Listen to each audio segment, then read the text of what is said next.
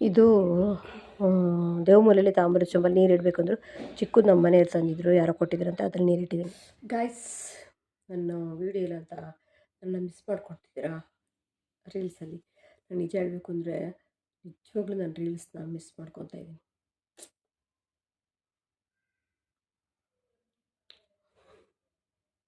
ಏನು ಮಾಡೋಕ್ಕಾಗಲ್ಲ ಗೈಸ್.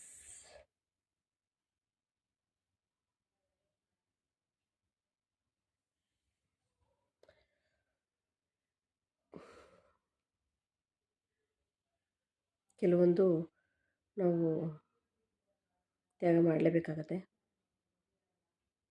ನನ್ನ ಮಗಳಿಗೋಸ್ಕರ. ಅದು ಯಾವ ಆ್ಯಂಗಲಲ್ಲಿ ಅವರಿಗೆ ತಪ್ಪಾಗಿ ಕಾಣುತ್ತೋ I don't know, whatever it. ಒಟ್ಟ ನಾನು ರೀಲ್ಸ್ ಮಾಡೋದು ಮಾಡಬಾರ್ದಂತೆ, ಅದಕ್ಕೆ ಸ್ಟಾಪ್ ಮಾಡಿದ್ದೀನಿ. ಅವಳು ಮದುವೆ ಎಲ್ಲ ಆದಮೇಲೆ ಅವೆಲ್ಲ ಬ್ಯಾಕ್.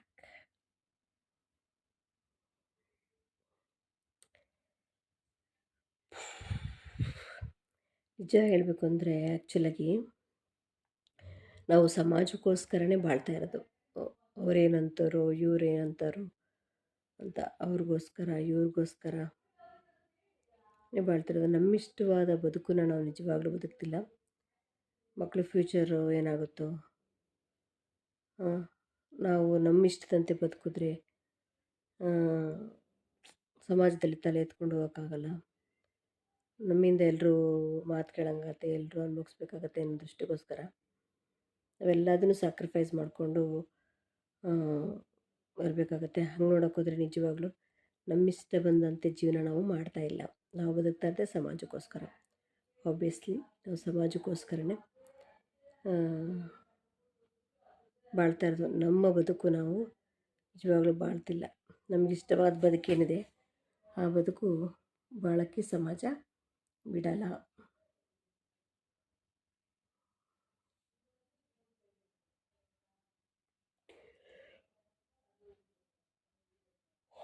ಈಗ 10 ಗಂಟೆಯಲ್ಲಿ ನಾನು ವಿಡಿಯೋ ಮಾಡ್ತಾಯಿದ್ದೀನಿ. ಮಾಡೋದು ಬೇಡ ಅಂತ ಅಂದ್ಕೊಂಡೆ, ಮಾಡ್ತಾಯಿದ್ದೀನಿ.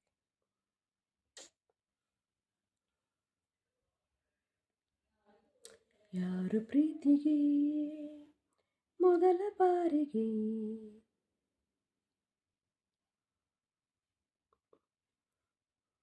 ಗೊತ್ತಲ್ಲ. ಅದು ನೆಕ್ಸ್ಟ್ ಏನಂದರೆ, ನನಗೆ ಈಗ ಹೆಲ್ತ್ ಇಶ್ಯೂಸ್ ಬಂದಿರೋದಕ್ಕೆ ರೀಸನ್ನು ನಾನು ಕಂಡುಕೊಂಡಿರೋದು ಏನಂದರೆ, ಮನುಷ್ಯನಿಗೆ ಯಾವುದು ಸ್ಟ್ರೆಸ್ ಮಾಡ್ಕೋಬಾರ್ದು, ಟೈಮ್ ಸರಿ ಊಟ ಮಾಡಬೇಕು, ಆಗ ಯಾವ ಕಾಯಿಲೆಗಳು ಬರಲ್ಲ ಅಂತ ಹೇಳ್ತಾರೆ.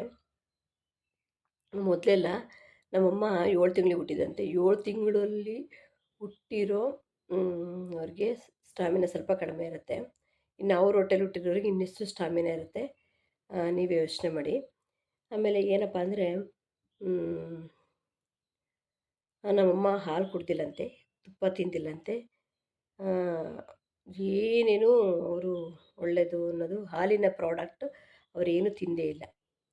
ಮಜ್ಜಿಗೆ ಕುಡ್ದಿಲ್ಲ, ಮೊಸರು ತಿಂದಿಲ್ಲ, ನಮ್ಮ ಲೈಫ್ ಟೈಮಲ್ಲಿ ಹಾಲು ಕುಡ್ದಿಲ್ಲ, ತುಪ್ಪ ತಿಂದಿಲ್ಲ. ಇನ್ನೆಂಗೆ ಸ್ಟಾಮಿನಾ ಬರುತ್ತೆ? ಅದು ಅಂದರೆ ನಾನೇ ಲಾಸ್ಟಲ್ಲ. ಮಕ್ಕಳು ಮಕ್ಕಳು ಹುಟ್ಟಿರೋರಿಗೆ ಸ್ಟಾರ್ಟಿಂಗ್ ಇರೋ ಮಕ್ಕಳುಗಳು ತಾಯಿಯಲ್ಲಿರೋ ಪೌಷ್ಟಿಕಾಂಶಗಳನ್ನೆಲ್ಲ ಹೀರ್ಬಿಟ್ಟಿರ್ತಾರೆ. ಆಮೇಲೆ ಎಲ್ಲಿ ಪೌಷ್ಟಿಕಾಂಶ ಇರುತ್ತೆ? ನಾವು ಕೊನೆಯಲ್ಲಿ ಹುಟ್ಟಿದವ್ರಿಗೆ ಪೌಷ್ಟಿಕಾಂಶಗಳು ಕಡಿಮೆನೇ. ಅದೊಂದು ರೀಸನ್ ಆಗಿರ್ಬೋದು. ನಾನು ದೈಹಿಕವಾಗಿ ಸ್ವಲ್ಪ ವೀಕು ಇರೋದ್ರಿಂದ ಹೆಂಗೆಲ್ಲ ಕೆಲಸ ಮಾಡ್ತಿದ್ದೆ ಅಂದರೆ, ನಾನು ಮೊದಲೆಲ್ಲ ರಾತ್ರಿ 10 ಗಂಟೆ 11 ಗಂಟೆ ಆದರೂ ಆ ಕೆಲಸ ಫಿನಿಷ್ ಮಾಡೋರು ನಂಗೆ ಇದ್ದೇ ಬರ್ತಿರಲಿಲ್ಲ. ಆ ಮೈಂಡ್ ಸೆಟ್ ಇದ್ದಿದ್ದು ಎಲ್ಲವೂ ನನಗೆ ಮದುವೆ ಆದಮೇಲೆ ಹಾಳಾಗ್ಬಿಡ್ತು. ಮದುವೆ ಆದಮೇಲೆ ನನ್ನ ಲೈಫಲ್ಲಿ ಟ್ರ್ಯಾಜಿಡಿ ಅಂದರೆ ನನ್ನ ಮದುವೆನೇ ಅಂತಲೇ ಹೇಳ್ಬೋದು. ಮದುವೆ ಅನ್ನೋದು ಕೆಲವರಿಗೆ ವರ ಆದರೆ ನನಗೆ ಶಾಪ ಆಗುತ್ತೆ. ನಮ್ಮ ಮನೆಯವರಿಂದ ನಾನು ತುಂಬಾ ಸಫರ್ ಪಟ್ಟೆ.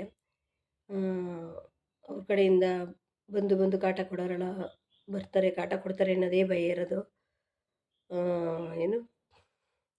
ಗಂಡು ತುಂಬ ನಿದ್ದೆ ಮಾಡ್ತಿರಲಿಲ್ಲ, ಟೈಮ್ ಸರಿಯಾಗಿ ಊಟ ಮಾಡ್ತಿರಲಿಲ್ಲ.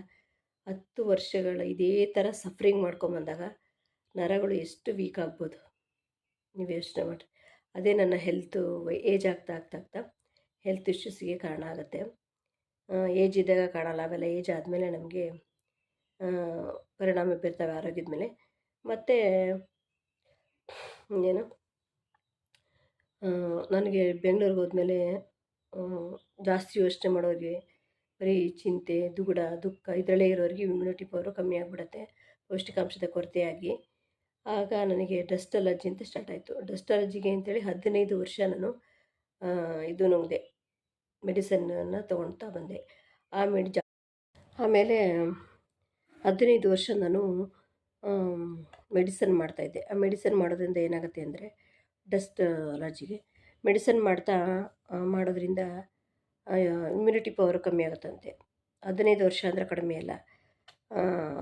ಸಫ್ರಿಂಗ್ ಜೊತೆಗೆ ಮಾತ್ರೆ ಟ್ಯಾಬ್ಲೆಟ್ ತೊಗೊಳ್ಳೋದು, ಇವೆಲ್ಲ ಹೇಳಬೇಕು ಅಂದರೆ ಬರೀ ಸಫ್ರಿಂಗು ಮತ್ತು ನೆಮ್ಮದಿ ಇಲ್ದಿರೋ ಜೀವನ ಇವೆಲ್ಲ ಅನುಭವಿಸಿರೋರಿಗೆ, ಮಾತ್ರೆ ಮೆಡಿಸನ್ ಮಾಡಿರೋರಿಗೆ ಬರ್ತಾ ಬರ್ತಾ ಕಾಲಕ್ರಮೇಣ ಆರೋಗ್ಯದ ಮೇಲೆ ತುಂಬಾ ಪರಿಣಾಮ ಬೀರ್ತವೆ, ನರಗಳು ವೀಕ್ ಆಗ್ತವೆ. ಹಾಗಾಗಿ ನನಗೆ ಹೆಲ್ತ್ ಇಶ್ಯೂಸ್ ಇವಾಗ ಕಾಡ್ತಾಯಿದೆ. ಜಾಸ್ತಿ ಕೆಲಸಗಳು ಮಾಡೋಕ್ಕಾಗಲ್ಲ, ಏನು ಮಾಡೋಕ್ಕಾಗಲ್ಲ, ಹೆಂಗೆ ಬರುತ್ತೋ ಹಂಗೆ ಲೈಫು ಹೋಗ್ತಾ ಇರಬೇಕು. ಏನಂದರೆ ಮೇಯ್ನು ನರ ವೀಕ್ ಇದೆ ಅಂತ ನನಗೆ ಫೀಲ್ ಆಗ್ತಾಯಿದೆ. ನರ ಥರ ವಾತ, ಮೈಯೆಲ್ಲ ವಾತ ಆಗ್ಬಿಟ್ಟಿದೆ. ವಾತ ಜಾಸ್ತಿ ಆದಾಗಲೂ ನಮಗೆ ಜಾಸ್ತಿ ನಡೆಯೋಕ್ಕಾಗಲ್ಲ, ಇದ್ದರೆ ಕೂತ್ಕೊಳ್ಳೋಕ್ಕಾಗಲ್ಲ, ಕೂತ್ರೆ ಎದ್ದೇಳೋಕ್ಕಾಗಲ್ಲ.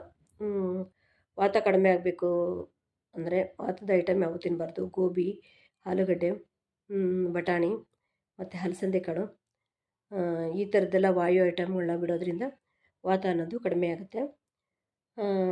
ಮತ್ತು ಇನ್ನೊಂದೇನೆಂದರೆ,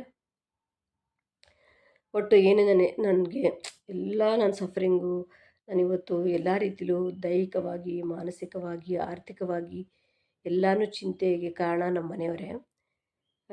ಏನು ಮಾಡೋಕ್ಕಾಗಲ್ಲ, ನಾವು ಪಡ್ಕೊಂಬಂದಿರೋದೇ ನಮಗೆ ಸಿಗೋದು. ಎಲ್ಲವೂ ಡೆಸ್ಟಿನಿ ಅಂತ ಕಾಣುತ್ತೆ. ನಾವೇನು ಪಡ್ಕೊಂಬಂದಿರ್ತೀವೋ ಅದೇ ಸಿಗುತ್ತೆ. ನಮ್ಮ ಕರ್ಮಕ್ಕೆ ನಾವು ನಮ್ಮ ಮನೆಯವ್ರನ್ನ ಬ್ಲೇಮ್ ಮಾಡೋದು ಸರಿಯಲ್ಲ. ಅವರು ನನಗೆ ನ್ಯಾಯ ಒದಗಿಸ್ತಲೇ ಇರ್ಬೋದು, ಮೋಸ ಮಾಡಿರ್ಬೋದು, ನನ್ನ ಭಾವನೆಗಳಿಗೆ ಸ್ಪಂದಿಸ್ತಲೇ ಇರ್ಬೋದು, ನನ್ನ ಒಂಟಿಯಾಗಿ